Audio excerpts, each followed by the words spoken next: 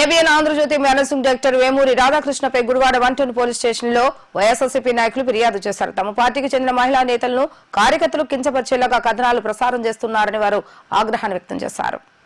రాధాకృష్ణ తన పత్రిక మరియు ఛానల్ వేదికగా వైఎస్ఆర్సీపీ మహిళా నేతలపై అనుచిత వ్యాఖ్యలు చేస్తున్నారని, ఇది మహిళా లోకాన్ని అవమానపరచడమే అని ఫిర్యాదులు పేర్కొన్నారు. తప్పుడు రాతలు ప్రసారం చేస్తూ సమాజంలో విద్వేషాలు రెచ్చగొడుతున్న రాధాకృష్ణపై చట్టపరమైన చర్యలు తీసుకోవాలని నాయకులు డిమాండ్ చేశారు. ఫిర్యాదు చేసిన అనంతరం నాయకులు మాట్లాడుతూ రాజకీయ ప్రయోజనాల కోసం మహిళల గౌరవంతో ఆడుకోవడం తగదని హెచ్చరించారు. మీడియా ముసుగులో వైఎస్ఆర్సీపీ మహిళా నాయకులపై వ్యక్తిత్వ హననానికి పాల్పడడం సహించరానిదని, రాధాకృష్ణ తక్షణమే బహిరంగ క్షమాపణ చెప్పాలని, లేని పక్షంలో నిరసనలు మరింత ఉధృతం చేస్తామని పార్టీ నాయకులు హెచ్చరించారు. ఈ కార్యక్రమంలో వైఎస్ఆర్సీపీ సీనియర్ నాయకులు దుక్కిపాటి శశిభూషణ్, పాలేటి చంటి, ఎంవి నారాయణ రెడ్డి, కాకొల్లు ప్రసాద్, అగస్త్య కృష్ణమోహన్, మల్లిరెడ్డి, లింగారెడ్డి, చింతా నానే, చుండూరు శేఖర్ తదితరులు పాల్గొన్నారు. అందరికీ నమస్కారం. ఈ మధ్య మొన్న ఆంధ్రజ్యోతి అనే అబద్ధాల పేపర్కి సంబంధించి రాధాకృష్ణ అనే ఒక పనికిమాలిన వ్యక్తి వైఎస్ఆర్ కుటుంబం గురించి, వైఎస్ఆర్సీపీ కార్యకర్తల గురించి, వైఎస్ఆర్సీపీ మహిళల గురించి, రాష్ట్ర మహిళల గురించి కూడా చాలా అసభ్యంగా, తల్లికి పెళ్ళికి చెల్లికి తేడా కూడా తెలియకుండా ఒక దుర్మార్గమైన ప్రకటన చేయడము, దాంతో మా మనోభావాలను దెబ్బతిని కంప్లైంట్ పెడుతున్నాము. రాధాకృష్ణ, మేము ఒకటే చెబుతున్నాం, నువ్వు ఎలా పైకి వచ్చావో నీ బతికందరూ ఏంటో మాకు తెలుసు. సాక్షాత్ అసెంబ్లీలోనే రోసేగర్ చెప్పాడు, నువ్వు ఒక డుక్కు సైకిల్ వేసుకొని ఇల్లులోపు 4 సార్లు చైన్ పెడితే ఆ చైన్ వేసుకొని ఆయన ఆఫీసులోకి వెళ్ళి చేతులు కడుక్కొని రోసేగర్ చెప్పాడు. కిరసలు నమ్ముకునేవాడు. అది నీ లైఫ్. ఏ విధంగా నువ్వు ఇంత స్థాయికి వచ్చావు? నీకు ఎంత ఉన్మాదమా?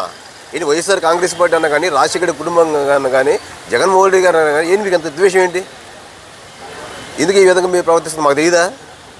మేము ఒక్కడే చెబుతున్నాం, మీరు పద్ధతి మార్చుకొని మర్యాదగా క్షమాపణ చెప్పండి. రాష్ట్ర వ్యాప్తంగా వైఎస్ఆర్ కుటుంబం చాలా మనోవేదన అన్నారు.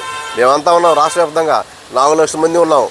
4 లక్షల కేసులు అన్ని స్టేషన్లు పెడితే దద్దరిల్లిపోద్ది. నీ పేపర్ నువ్వు ఒకటే గుర్తుపెట్టుకుని భయపడుతున్నావు అనుకోండి, ఎంతగా భయపడతాం. మేము కూడా పోలీసు వారికి కానీ చట్టానికి విజ్ఞప్తి చేస్తూ ఉన్నాం. ఎక్కడో ఎవరినో తిడితే చంద్రబాబు ఎత్తలేదు కోర్టుకు పోయి విమర్శిస్తేనో, అమరావతి పాలైన వాస్తవాలు చెబితేనో ఎక్కడో వైజాగ్లో ఉన్న వ్యక్తిని తీసుకొచ్చి అరెస్ట్ చేశారు. అంటే ఎవరి మనోభావాలు దెబ్బతింటే అరెస్ట్ చేస్తారు. సాక్షాత్తు ఒక మీడియా సంస్థ అధినేత ఇంత దుర్మార్గంగా మాట్లాడితే మరి మీరు చర్యలు తీసుకోరా? ఇది మేము ఒక్కటి డిమాండ్ చేస్తున్నాం. రాష్ట్ర వ్యాప్తంగా కూడా పెద్ద ఉద్యమం చేస్తాం. మర్యాదగా మీరు క్షమాపణ చెప్పండి. వైఎస్ఆర్సీపీ ప్రభుత్వానికి కానీ, రాష్ట్ర ప్రజలకు కానీ క్షమాపణ చెప్పండి. లేకపోతే మీ ఆంధ్రజ్యోతి పత్రికను నిలదీసేస్తాము. మా జగన్ గారు అన్నారు, మేము వచ్చాక నేను అన్ని స్టేషన్లు తిప్పుతామని చెప్తున్నారు. మేము ఇప్పుడే మా కార్యకర్తలు ఆఫీసులో ఉన్నారు, ఇప్పుడే మేము అన్ని కేసులు పెట్టి మిమ్మల్ని స్టేషన్కి తిప్పుతామని చెప్పేసి డిమాండ్ చేస్తున్నా. ఇటీవల ఆంధ్రజ్యోతి ఏబిఎన్ పత్రికాధిపతి అయిన ఏబిఎన్ రాధాకృష్ణ గారు వైఎస్ఆర్సీపీ నాయకులు, కార్యకర్తల, ఆడవాళ్ళ గురించి సభ్య సమాజం సిగ్గుపడేలా అనుచిత వ్యాఖ్యలు చేశారు. ఆయన ఒక గౌరవప్రదమైన జర్నలిజంలో ఉండి ఆ రకమైన వ్యాఖ్యలు చేస్తాం ఈ రాష్ట్ర ప్రజలందరూ చూస్తున్నారు. ఆయన మహిళలందరూ కూడా తలదించుకునే విధంగా మరి ఆయన మాటలకి అనే ఆగ్రహంగా ఉన్నారు. ఆయన మరి ఇన్ని తీరంగ నీతులు చెప్తాడు. మరి గతంలో ఆయన సైకిల్ మీద పేపర్ బాయ్గా పనిచేసిన వ్యక్తి ఇవాళ మరి ఒక పత్రికాధిపతిగా, ఒక పొలిటికల్ పార్టీకి అడ్వైజర్గా ఈ రాష్ట్రాన్నే మరి శాసించే విధంగా ఎదిగాడంటే ఆయన ఏ వ్యాపారాలు చేశాడు? ఆయన ప్రభుత్వం మరి పైకి కనపడే వ్యాపారాలు మాకైతే ఇప్పటిదాకా ఎలాంటి సమాధానం దొరకలేదు. మరి మా ప్రాంతంలో మెగా సంస్థ ఉంది.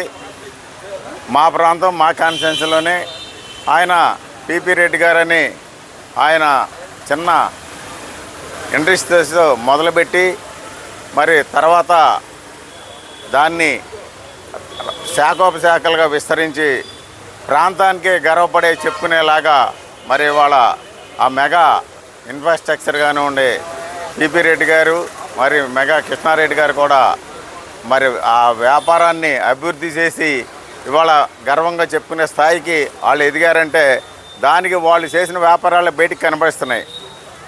మరి ఈయన రాధాకృష్ణ గారు ఏం వ్యాపారాలు చేశాడు, ఈ స్థాయిలో ఉన్నాడు. సైకిల్ పేపర్ బాయ్ నుంచి ఇవాళ రాష్ట్రాన్నే శాసించే స్థాయికి అతను బ్లాక్మెయిలర్గా మరి ఉన్నాడా, లేకపోతే అతని చీకటి కుంభకోణంలో ఏమైనా వ్యాపారాలు చేసి సంపాదించాడా అనేది ఈ రాష్ట్ర ప్రజలకి ఆయన సమాధానం చెప్పాలి.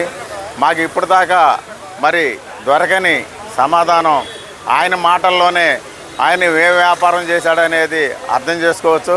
కాబట్టి ఇప్పుడైనా సరే ఆయన మాట్లాడే ముందు ఆయన చేసిన వ్యాపారాలే అందరూ చేస్తారనుకుంటాం భ్రమ. ఒళ్ళు దగ్గర పెట్టుకుని ఆయన మాట్లాడాలి. కార్యకర్తల్ని నువ్వు రాజకీయ నాయకుడు కాదు, పోనీ రాజకీయ నాయకులతో మాట్లాడుకుంటాం సహజం అనుకుంటాకి నువ్వు గౌరవప్రదమైన పత్రికా రంగంలో ఉన్నావు. ఆ పత్రికా రంగ విలువలు కాపాడుతూ కానీ లేకపోతే రేపొద్దున వైఎస్ఆర్సీపీ రాష్ట్ర వ్యాప్తంగా మరి కోపాగ్నికి గురి కావాల్సి ఉంటుంది. ఈ సందర్భంగా రాధాకృష్ణ గారిని హెచ్చరిస్తున్నాం. భవిష్యత్తులోనైనా సరే మహిళల పట్ల సభ్య సమాజం గుర్తించే విధంగా మాట్లాడాలని మళ్ళీ ఒక్కసారి కానీ ఇలాంటి మాటలు మాట్లాడితే